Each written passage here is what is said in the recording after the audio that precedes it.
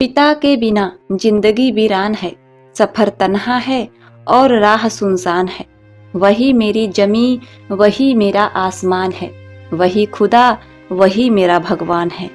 नमस्कार दोस्तों, स्वागत है आप सभी का हमारे YouTube चैनल प्रियंका ज्ञान गंगा में। प्रिय दर्शकों, आज की हमारी कहानी है मेरा वारिस। बेचारे बूढ़े पिता को घर से निकाल देते हैं बेटे बहू, और जब वायरल वीडियो में दादा को भीख मांगते हुए पोते ने देखा तो उसने अपने माँ बाप को ऐसा सबक सिखाया कि उन्होंने कभी उसकी कल्पना तक नहीं की होगी। इससे पहले कि हम कहानी को शुरू करें, यदि आपने हमारे चैनल को सब्सक्राइब नहीं किया है तो कृपया सब्सक्राइब कर लीजिए, लाइक करिए, शेयर करिए। तो चलिए शुरू करते हैं आज की इस कहानी को। पारसनाथ जी के बहू और बेटे आज शादी में गए थे और शादी में खाना पीना खाकर आकर आराम से सो जाते हैं। अपने पिता की तो खोज ही खबर नहीं कि मेरे पिता ने खाना खाया या नहीं खाया। कैसे पूछते, उन्होंने तो खाना बनाया ही नहीं था, तो बेचारे पिता खाना कैसे खाते। रात के लगभग 3 बजे पारसनाथ जी दबे पांव रसोई में आकर धीरे धीरे कुछ ढूंढने लगे कि कहीं उन्हें खाने को मिल जाए, क्योंकि उन्हें भूख के वजह से नींद नहीं आ रही थी। वह भूख के मारे तड़प रहे थे। उनके पेट में चूहे कूद रहे थे और पेट में दर्द भी हो रहा था। लेकिन रसोई में कुछ भी नहीं मिला। कहाँ से मिलता? बहू ने कुछ बनाया भी तो नहीं था। फिर उनकी नज़र कोने में पड़े ब्रेड के 2 स्लाइस पर पड़ी। उन्होंने उस ब्रेड को उठाया। पता नहीं ब्रेड खराब भी हो गया था या नहीं, लेकिन उन्होंने जरा भी नहीं सोचा और उसे जल्दी से खा लेते हैं। पानी पीते हैं और आकर अपने बेड पर लेट जाते हैं, लेकिन फिर भी उन्हें नींद कहाँ आ रही थी। भला 2 ब्रेड से क्या पेट भरेगा? वह सुबह होने का इंतजार करते रहे। बेटे बहू आराम की नींद सो रहे थे, वो भी ठंडी ठंडी एसी की हवा में। भला उन्हें अपने बूढ़े पिता से क्या मतलब था। कुछ देर बाद पारसनाथ जी के खिड़की पर सूरज की रोशनी पड़ी। पारसनाथ जी सोचने लगे कि चलो सुबह हो गई है, अब कमला घर की कामवाली आएगी तो उनको चाय पानी देगी, चाय के साथ कुछ खाने को भी मांग लूंगा। परंतु सुबह इतना कठिन निकल रहा था कि कब 8 बजे कब आएगी और कब नाश्ता बनाएगी।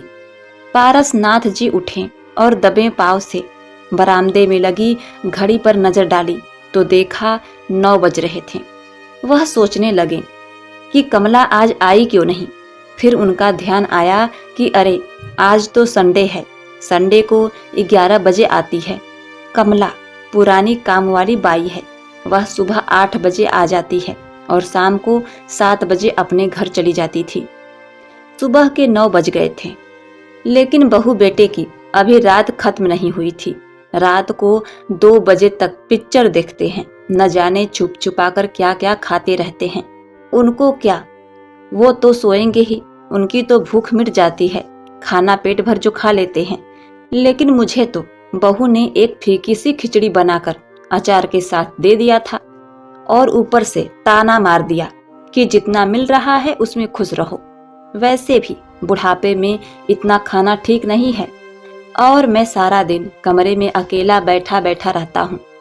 टीवी देखता हूँ तो बिजली खर्च होती है, रेडियो सुनता हूँ तो मेरे कानों में दर्द होता है और मेरे कान खराब हो जाएंगे।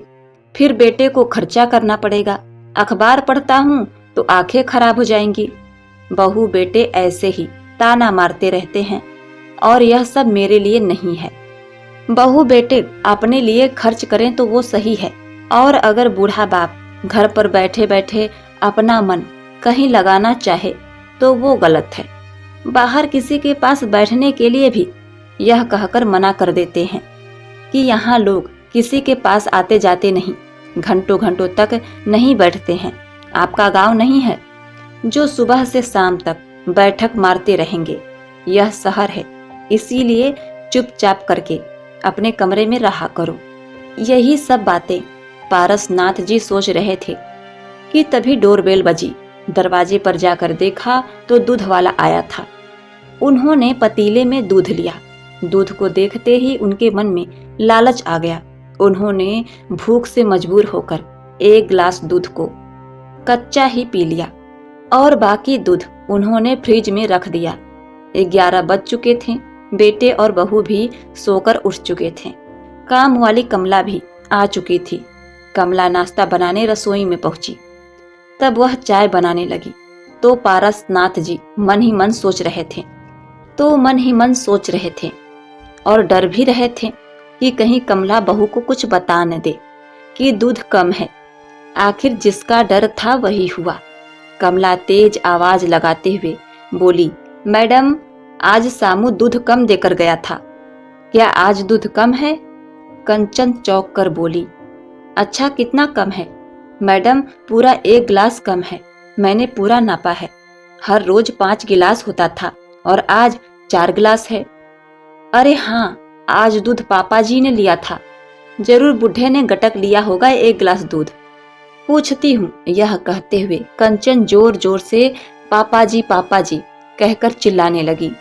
पारसनाथ जी डर के मारे बाथरूम में चले जाते हैं तो वो झल्लाकर बोलती है, बूढ़े की जब जरूरत होती है तो गायब हो जाता है, आने दो आज। वह दूध वाले को फोन करती है और दूध वाला कहता है कि मैंने पूरा दूध दिया था पारसनाथ जी को। ठीक है कहकर कंचन फोन रख देती है और अपना दिमाग चलाने लगती है। आखिर दूध गया तो गया कहाँ? इस बूढ़े ने दूध गिरा तो नहीं दिया? अरे नहीं, अगर दूध गिरता तो 1 गिलास पूरा थोड़े ही गिरता, तो जरूर बूढ़े ने पिया होगा दूध। और यह बात सोचते हुए वह पूरे घर में चिल्लाने लगी, पापा जी कहाँ हैं आप? मुझे पता है दूध कहाँ गया। आपने गटक लिया होगा दूध। अरे शर्म नहीं आती आपको अपने ही घर में चोरी करते हुए? तभी कमला भी चाय बनाकर लाई और कंचन बोली, आज बूढ़े को चाय मत देना और जाओ इसे वापस पतीले में पलट दो। पूरा 1 गिलास दूध गटक कर बैठा है बुढ़ा। जब सामने आएगा तो बताऊंगी।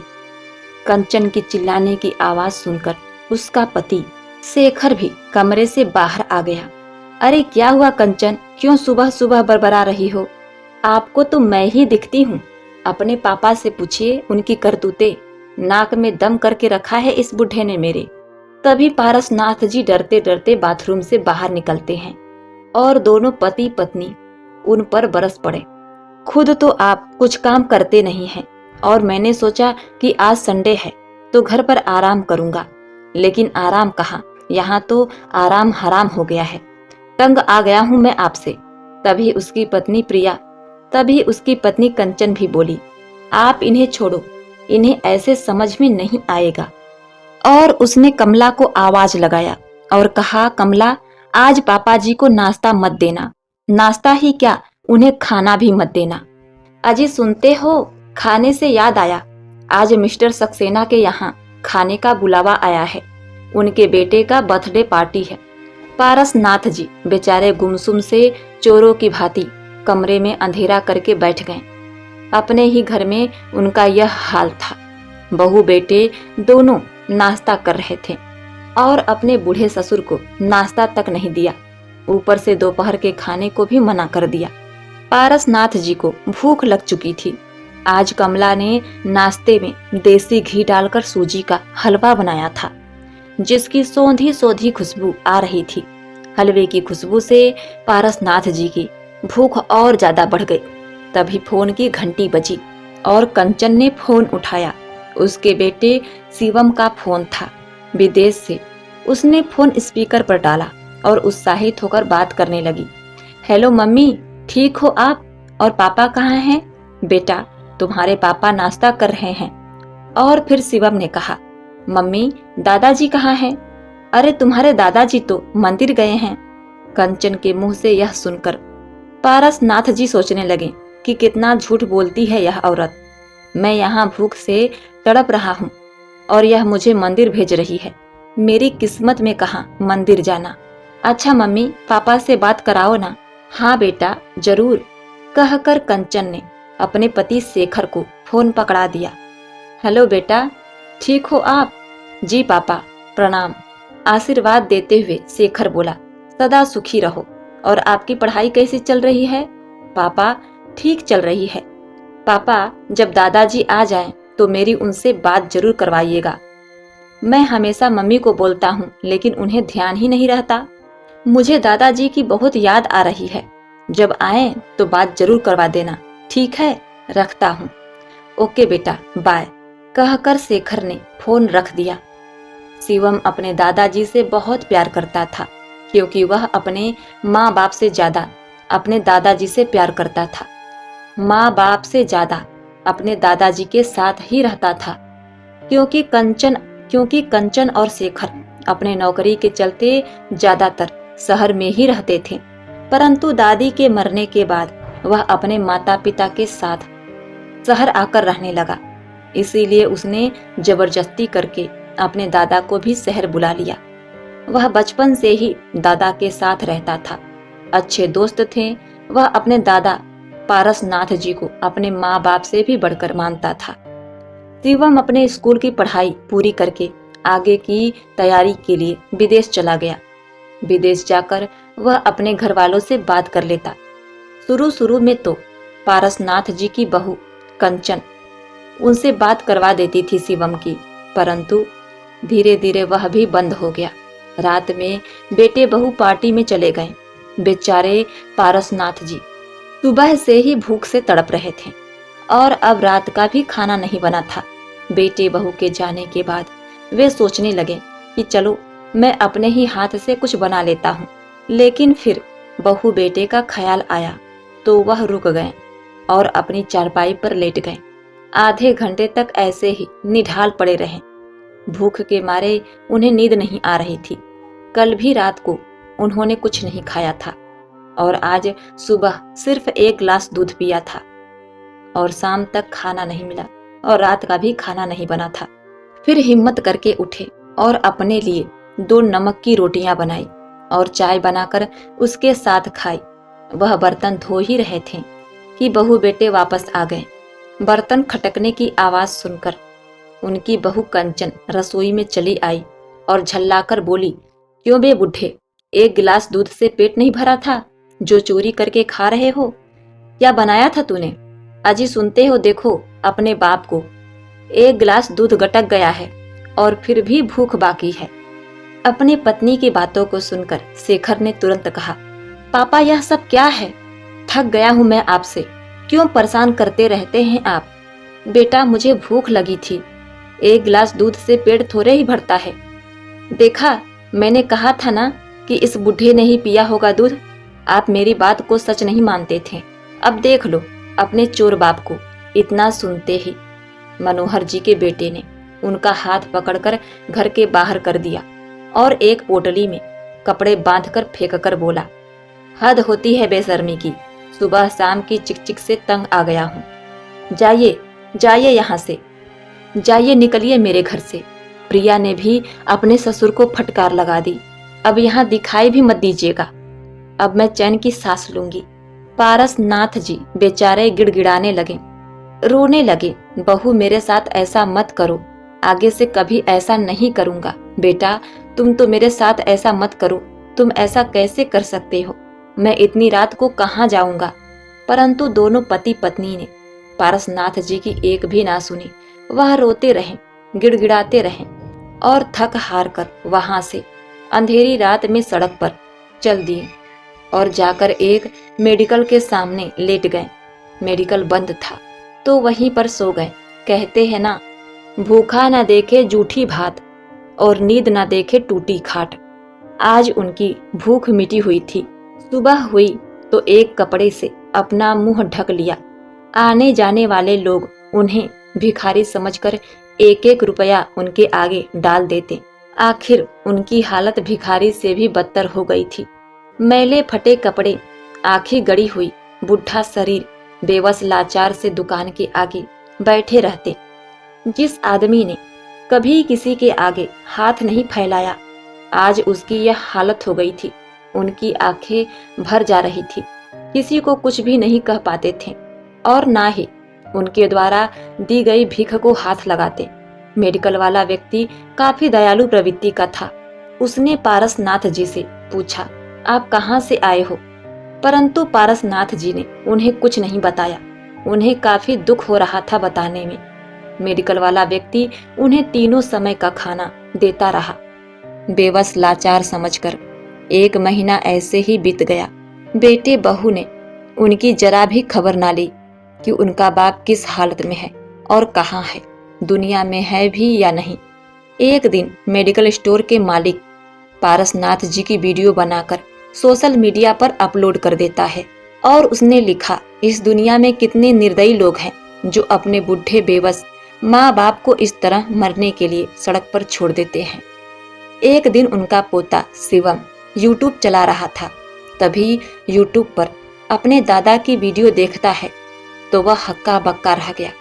यह सब देखकर शिवम से रहा नहीं गया। वह अपने दोस्तों को फोन किया और उस जगह पहुंचने को कहा जहां उसके दादाजी थे। वीडियो में पता भी डाला गया था। शिवम का दोस्त वहां पहुंचकर पारसनाथ जी को अपने घर ले गया। 4 दिन बाद शिवम भी छुट्टी लेकर भारत आ गया और सीधे अपने दोस्त के घर पहुंचा। उसने अपने दादा से पूछा कि आपकी यह हालत कैसे हुई, परंतु पारसनाथ जी कुछ नहीं बोले। शिवम ने जिद करते हुए पूछा, अपनी कसम देकर पूछा। इतना आग्रह करने पर पारसनाथ जी की आंखें आंसुओं से भर गईं।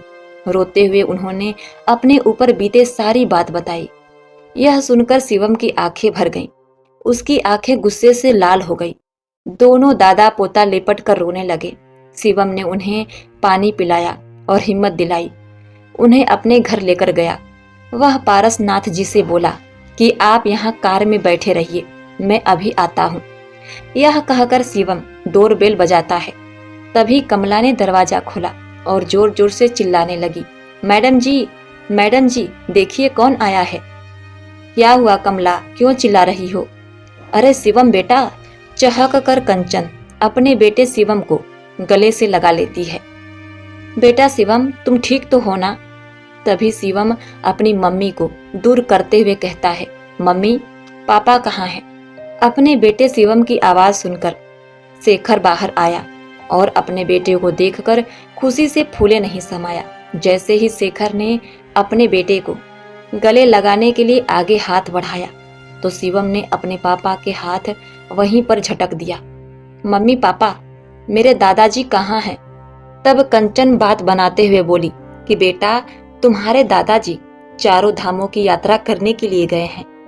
अपनी माँ की बात सुनकर शिवम ने कहा, अच्छा, उन्हें अकेले ही आप लोगों ने 4 धामों की यात्रा पर भेज दिया है और यहाँ पर आप लोग मजे से बैठे हैं। कंचन हिचकिचाई और बोली, बेटा, वह तेरे दादाजी पागल हो गए थे। वह पता नहीं कहाँ चले गए, उल्टे सीधे काम करते रहते थे। मैंने थोड़ा सा एक डांट लगा दिया, वह घर से बाहर निकल गए और अब पता नहीं कहाँ है। तुम्हारे पापा ने और मैंने मिलकर बहुत ढूंढने की कोशिश की पर नहीं मिले। क्यों मम्मी पापा, आपने रिपोर्ट क्यों नहीं करवाई थाने में जाकर? यह सुनकर कंचन और शेखर एक दूसरे का मुंह देखने लगे कि बेटा को क्या हो गया है। तभी शिवम बाहर जाकर अपने दादा पारसनाथ जी को घर के अंदर लेकर आया और अपनी मम्मी पापा को वहीं यूट्यूब वाली वीडियो दिखाया और चिल्लाते हुए बोला, शर्म आती है मुझे कि आप मेरे माँ बाप हैं, क्योंकि जो अपने बूढ़े माँ बाप को दर दर की ठोकरें खाने के लिए बेसहारा मरने के लिए सड़क पर छोड़ जाता है, वह इंसान कितना बड़ा जल्लाद होगा। आज से आपका और मेरा कोई रिश्ता नहीं है। यह समझ लेना कि मैं आपके लिए मर चुका हूँ। मेरे माँ बाप, मेरे भगवान, मेरे सब कुछ मेरे दादाजी हैं। बेटा, ऐसा मत कर। अपने माँ बाप को बेसहारा छोड़कर कैसे जा सकता है तू? कंचन और शेखर गिड़गिड़ाने लगे, जैसे आपने मेरे दादाजी को बेसहारा किया है वैसे ही। शिवम बोला। कंचन और शेखर माफी मांग रहे थे, परंतु शिवम अपने माता पिता को माफ नहीं करता है और अपने दादाजी को वहां से लेकर चला गया। प्रिय दोस्तों, उम्मीद करती हूँ आपको यह कहानी बहुत अच्छी लगी होगी। यदि आपको यह कहानी अच्छी लगी है, आपको यह कहानी कैसी लगी जरूर लिखिएगा। मिलते हैं नेक्स्ट वीडियो में, तब तक के लिए नमस्कार।